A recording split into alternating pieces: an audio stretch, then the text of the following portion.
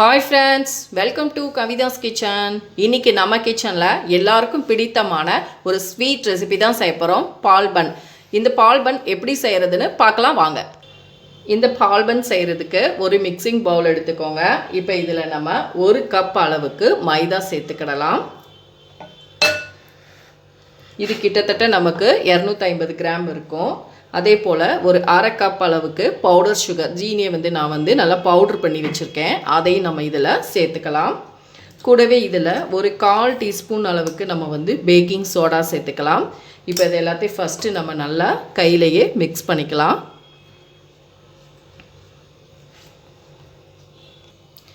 இப்போ இதில் நம்ம 1 ஸ்பூன் அளவுக்கு நெய் சேர்த்துக்கலாம். நெய்யை கையில் எடுத்து போட்டுக்கிறேன். இது கூடவே ஒரு 1/4 கப் அளவுக்கு நம்ம தயிர் சேர்த்துக்கலாம். இப்போ இதை எல்லாத்தையும் நம்ம மறுபடியும் ஒரு சேர மிக்ஸ் பண்ணிக்கலாம். மிக்ஸ் பண்ணிவிட்டு எடுத்ததுமே தண்ணி சேர்த்துட வேணாம். ஏன்னா நம்ம பவுடர் சுகர் சேர்த்துருக்கனால நமக்கு மெல்ட் ஆகும்.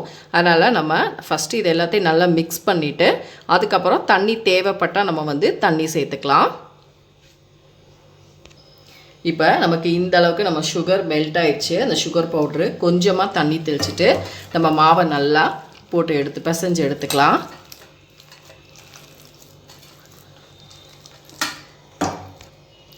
மாவு நமக்கு இந்த அளவுக்கு நம்ம பால் பன் போட்டு எடுக்கிறதுக்கு ரெடி பண்ணிக்கணும்.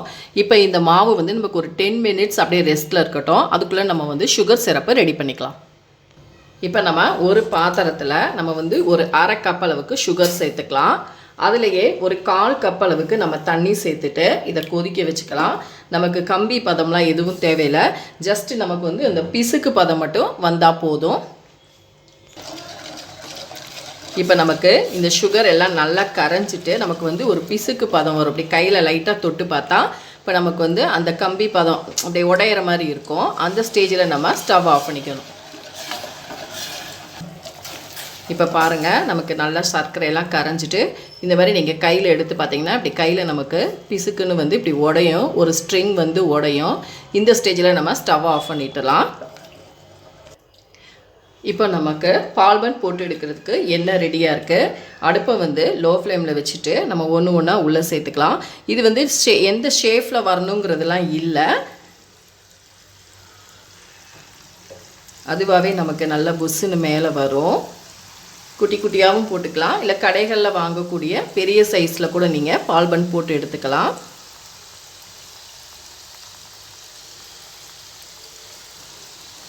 நான் ஓரளவுக்கு மீடியம் சைஸில் தான் நான் இன்றைக்கி போட்டிருக்கேன். இப்போ இது நமக்கு வேகட்டும், அதுக்கப்புறம் நம்ம பார்க்கலாம். ஃப்ரெண்ட்ஸ், இப்போ பாருங்கள், நமக்கு அதுவாகவே தானாக மேலே நல்லா புஷ்ஷுன்னு வந்துருச்சு. ஒரு சைடு நமக்கு நல்லா ஃப்ரை ஆயிடுச்சு. இன்னும் இந்த கலர் சேஞ்ச் ஆனதும் நம்ம இதை ஒரு பிளேட்டுக்கு எடுத்துகிட்டு பார்க்கலாம். இப்போ நமக்கு இன்னொரு சைடு நல்லாவே வெந்துருச்சு, கலர் சேஞ்ச் ஆயிடுச்சு. இதை நம்ம ஒரு பிளேட்டுக்கு எடுத்துக்கலாம். நம்ம ஃப்ரை பண்ணி வச்சது கொஞ்சம் நமக்கு கூல் ஆனதுக்கப்புறம் நம்ம இப்போ இதில் உள்ளே சேர்த்துக்கலாம். சர்க்கரை பாகில் ரொம்ப நேரம் ஊறணும் அப்படிங்கிறதுலாம் இல்லை. நம்ம போட்டு ஒரு 2 செகண்ட் அப்படியே நம்ம புரட்டி எடுத்துட்டா அந்த சுகர் சிரப்பெல்லாம் இதில் இறங்கிரும். இப்படி செஞ்சுக்கோங்க.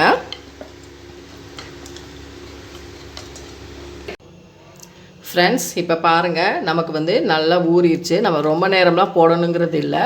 ஜஸ்ட்டு போட்டு 2 டைம் இப்படி நம்ம திருப்பி விட்டாலே நமக்கு அருமையான ஒரு பால் பன் ரெடி ஆகிடும். இப்போ அதை நம்ம ஒரு பிளேட்டுக்கு எடுத்துக்கலாம். ஃப்ரெண்ட்ஸ், நமக்கு சூப்பரான ஒரு ஸ்வீட் பன் அருமையாக ரெடி பண்ணியாச்சு. கண்டிப்பாக நீங்கள் இந்த ரெசிபியை செஞ்சு பார்த்துட்டு என்னோடய வீடியோஸை லைக் அண்ட் ஷேர் பண்ணிக்கோங்க.